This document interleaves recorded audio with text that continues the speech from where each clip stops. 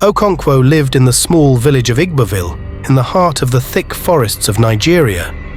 He was a brave 18-year-old boy who loved adventure more than anything. His favorite thing in the world was going deep into the lush green forests to discover new plants, animals, rivers, and valleys that most people in his village never saw. Most kids his age were scared of the forests. They had heard too many scary stories about getting lost, dangerous snakes, and evil spirits that lived among the ancient trees. But not Okonkwo. He felt more at home trekking through the tangled bushes and vines than walking the dirt roads of his village. One morning, Okonkwo set out on another adventure, carrying just a small bag of food and water. He told his parents he would be back before dark, as he always did. His plan was to go to the very center of the forest, a place he had never been before. After walking for a few hours, Okonkwo came to a clearing he had never seen before. Strange, colorful plants sprouted from the ground in weird formations. He stopped to inspect them more closely. That's when he noticed some of the foliage looked burned and broken. What could have caused this? He wondered. Looking up, Okonkwo jumped back in shock. There, sitting in the middle of the small clearing, was a massive silver metal object, unlike anything he had ever seen before. It was shaped like a rounded cylinder with fins protruding from the sides. Scorch marks surrounded the area, where it had apparently crashed into the ground. Okonkwo's heart started beating rapidly in his chest. He couldn't believe his eyes. What was this strange metal thing? And where did it come from? He had explored these forests his whole life and never saw anything like this before. Mustering his courage, Okonkwo slowly approached the strange metal object. Up close, it was even more bizarre looking. It seemed to be made of an ultra-smooth material that was slightly warm to the touch and gently humming. Suddenly, a small door on the side of the cylinder slid open. Okonkwo jumped back, terrified of what might come out. He reached for a thick fallen branch on the ground to defend himself. Out stepped a creature unlike anything Okonkwo could have possibly imagined. It looked human in shape, with 2 arms, 2 legs, and an upright stance. But its features were anything but human. It had bright blue skin, large oval eyes that seemed to glow, and tentacle-like appendages protruding from its bald head. It was dressed in a skin-tight silver suit, with small blinking lights all over it. The creature looked around in a daze, grimacing in pain and grabbing at one of its tentacles, which was badly burned. Okonkwo couldn't believe his eyes. His heart raced faster than it ever had before in his life. He stayed frozen in place, terrified and unable to move as the creature noticed him and started approaching. "Do not be afraid, young one," it said in perfect English, but in a strangely calm and robotic tone. "I mean you no harm." What are you?" Okonkwo managed to stammer out, shakily holding up the fallen branch pointed toward the creature. "I am called Xora. I am what you might refer to as an alien being," it replied calmly. Okonkwo couldn't believe what he was hearing. An alien? Like the ones from those American science fiction movies he loved watching? But those were just made-up stories. They couldn't actually be real, could they? But where did you come from?" he asked, struggling to make sense of what he was seeing. "And how did you get here?" "I am from a planet light years away called Zenderon," the alien answered. "I was forced to flee my home world when war broke out, with another civilization hell-bent on our total destruction. They unleashed a devastating attack that wiped out my entire city. I narrowly escaped in my personal starcraft before the entire planet was destroyed. I've been traveling at light speed for many cycles, searching for a hospitable world to call my new home. Unfortunately, my craft's navigation system was heavily damaged by laser fire, and I ended up crashing here on your world." Okonkwo took it all in, utterly dumbfounded. His mind raced, trying to make sense of it all. Aliens, other planets, laser battles in space. It was too much. "So you mean to tell me you flew here in that metal thing from another planet that's light years away? How is that even possible?" "I understand your confusion," Xora said reassuringly. "Space travel and other worlds are new concepts for the people of your civilization. But I can assure you it is quite real.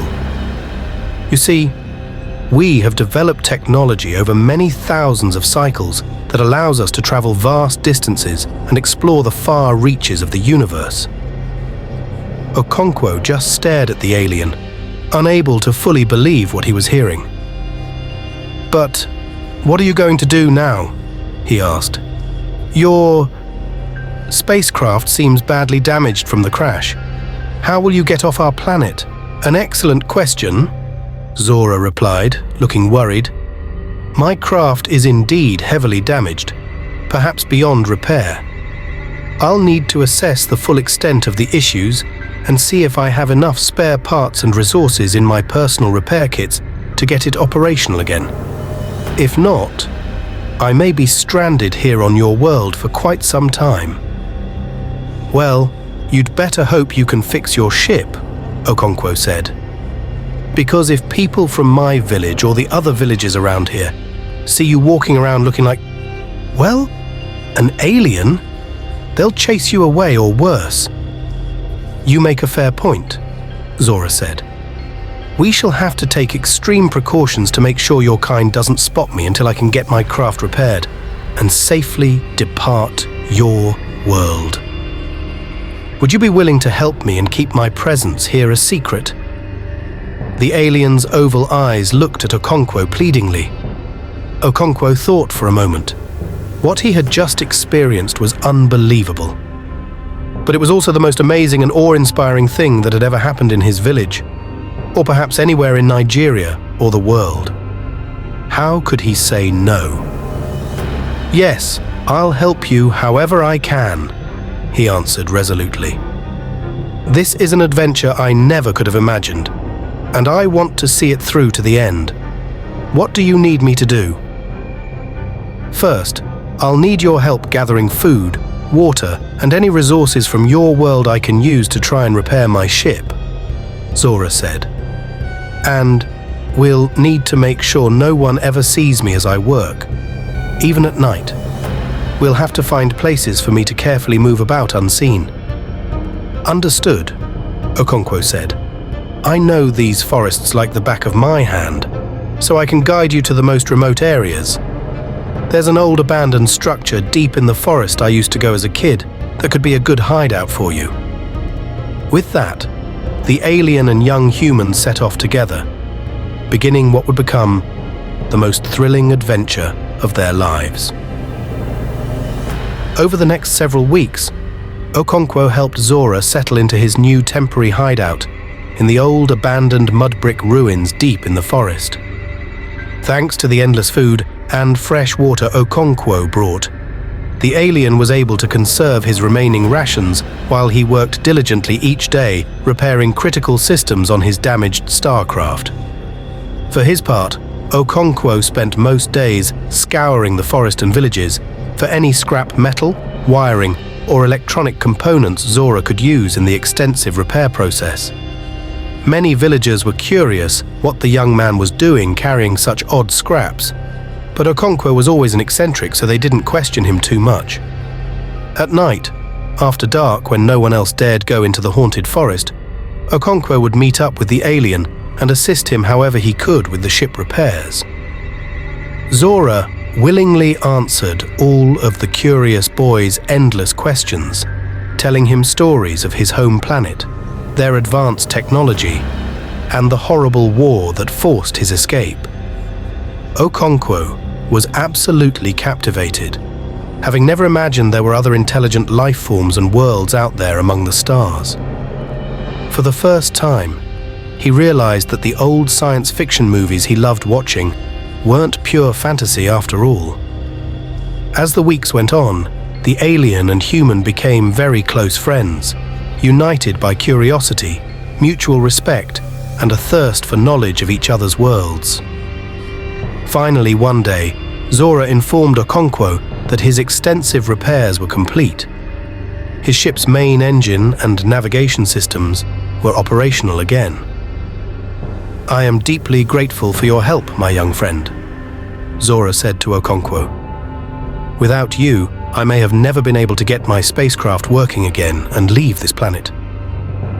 I'm really going to miss you," Okonkwo replied sadly.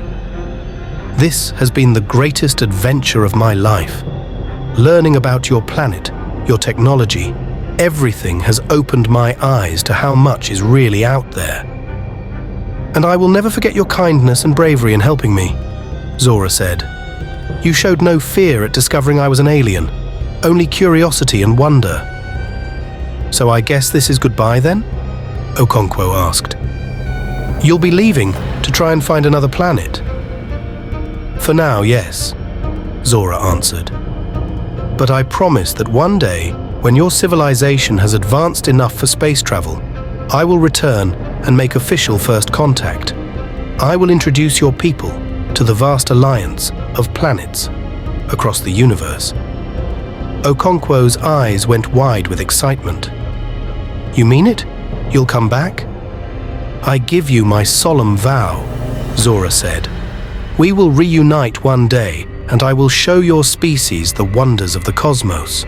The alien gave Okonkwo a warm hug, which the boy returned. They smiled at each other, wishing they could have become friends under better circumstances. Xora then reboarded his repaired spacecraft.